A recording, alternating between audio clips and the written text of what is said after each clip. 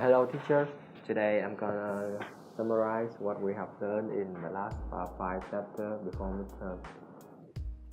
In the first chapter is introduction of management. First we move to organization. Organization is a collection of people working together to achieve a common purpose.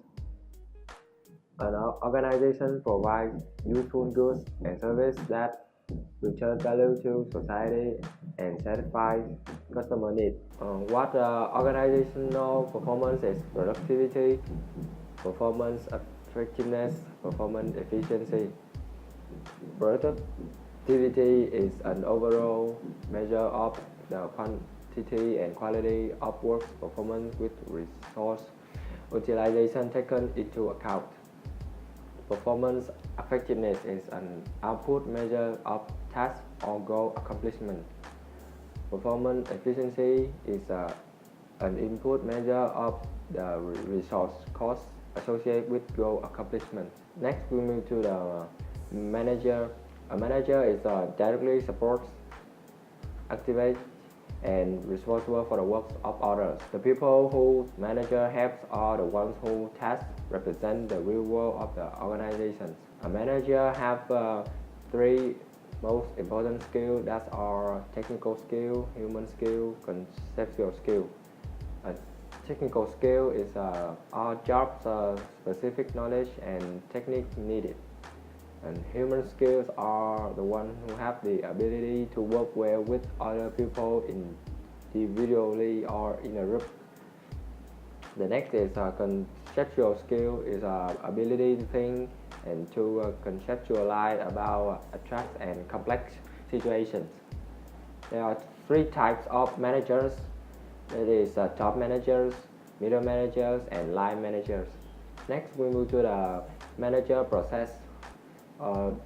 They have four functions of management. The first is planning, which is the process of setting objectives and determining what action should be taken to accomplish them. The next is organizing, the process of assigning tasks, allocating resources, and coordinating work activities. After that is leading, which is the process of arousing people enthusiasm to work hard and direct their effort to achieve goals. And the last one is controlling, which is the process of measuring work performance and taking action to ensure desired results. So that is the end of chapter 1. Let's move to chapter 2. It's history of management. First, we move to classical management approaches. The first thing is scientific management by the Gilbert, who emphasize careful selection and training of workers and supervisor support. The second is administrative principle by Henry Fair, which have foresight, organizations, common coordination and control. The principle to guide manager in action. Scholar share there should be a clear and unbroken line of communication from the top to the bottom of the organization. Unity of command is each person should have received orders from only one boss. Unity of directions, which is one people should be in charge of all activities with the same performance objective. And the third one is bureaucratic organization by Max Weber. Bureaucracy is an idea, intentionally rational and very efficient form of organization. This is based on principle of logic, order, and legitimate authority. There are 5 characteristics of a bureaucratic organization, which is a clear division of labor, clear hierarchy of authority, formal rules and procedure, impersonally, and care based on merit. Next, we move to the behavioral management approaches. First, we move to the Maslow theory of human needs. This is a need, physiological or psychological deficiency a person feels compelled to satisfy. There are 5 needs levels. The first one is the physiological, which is basic needs like food, water, physical well-being. The next is safety, for example like security, protection and stability. After that is a social, which is love and social relationship. The next is ism, which is respect and recognition. The last is self-actualization, which is your ability to dominate to society. Let's move to the McGregor theory X and Y. The theory X is assume that workers who dislike work or lack ambitions or irresponsible, resist change, prefer to be led.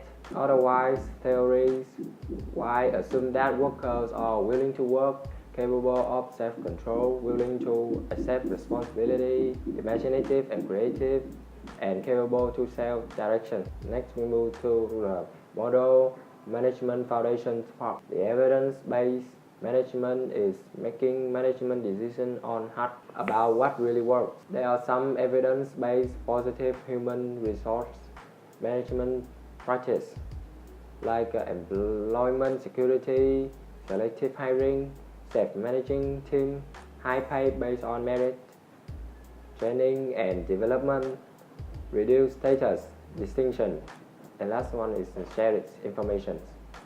I have covered the chapter 4. Next we move to chapter 5. It's the global management. So what is the global management? Global management is managing in organizations with business interests in more than one country. The market entry strategies involve the sale of goods or services to foreign market but do not require expensive investment. The cultural and global diversity. First is a silent language of culture, which is a low context culture, emphasize communication via spoken or written words. For example, like United States, Canada, or Germany. High context cultures rely on non-verbal and situation cue as well as on spoken or written words like Thailand or Malaysia. The next is time.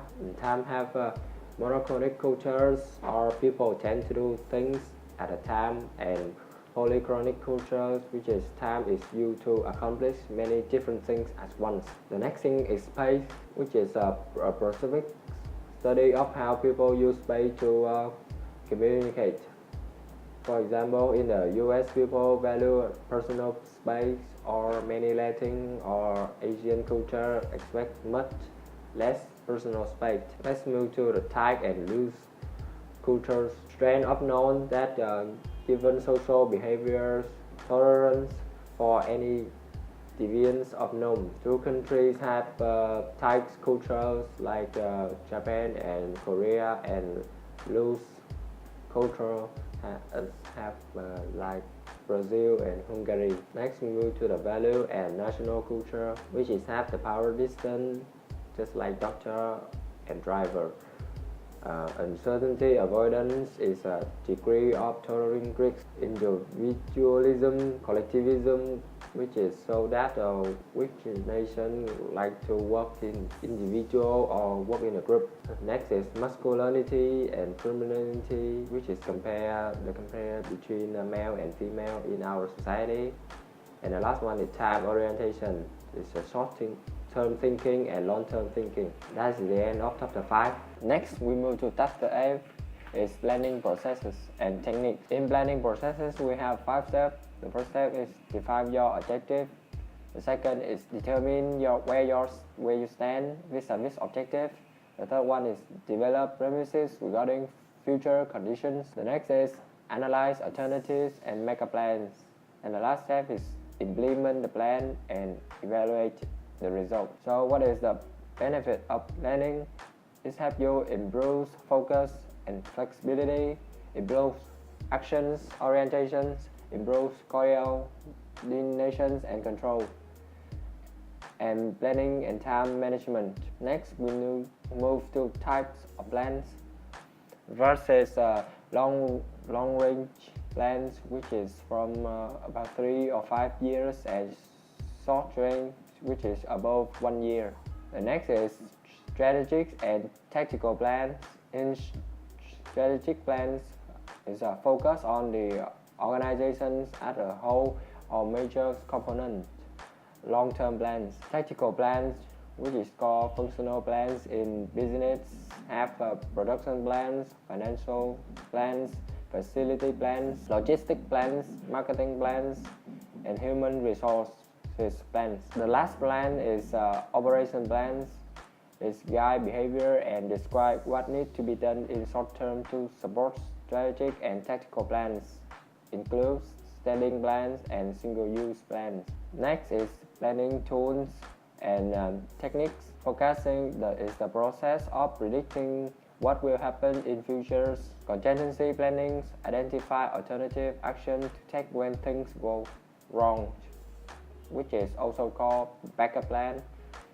Scenario planning is identify alternative futures scenario and make plan to deal with it. Benchmarking is use external and internal comparison to plan for future improvement. And last is staff planning. Get a staff with right skill and numbers of people involved in the planning process, which is different from human resource planning. That's the end of chapter 8. And the last chapter is chapter 9, control processes and systems.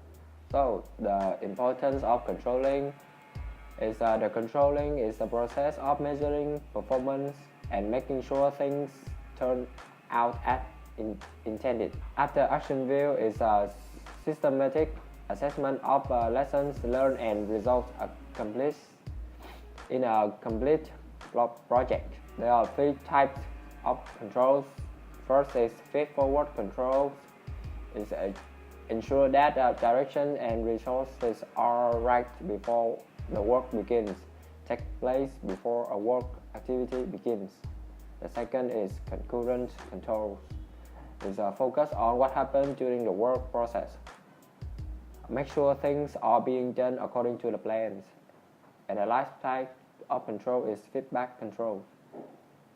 They take place after an action is completed. Focus on the quality of end result. Next, we move to internal and external control.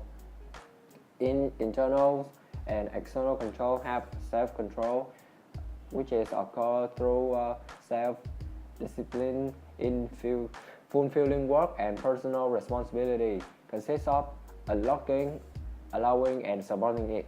Bureaucratic control is influence behavior through authorities, policies, procedures, job descriptions, budgets, and day-to-day supervision. Client control is influence behavior through norms and expectations set by original culture. And the last one is market control, which is influence of market competitions on the behavior of organizations and their members. Next, we move to the control process. They have 4 steps. The first step is establish objectives and standards. Second step is measure actual performance.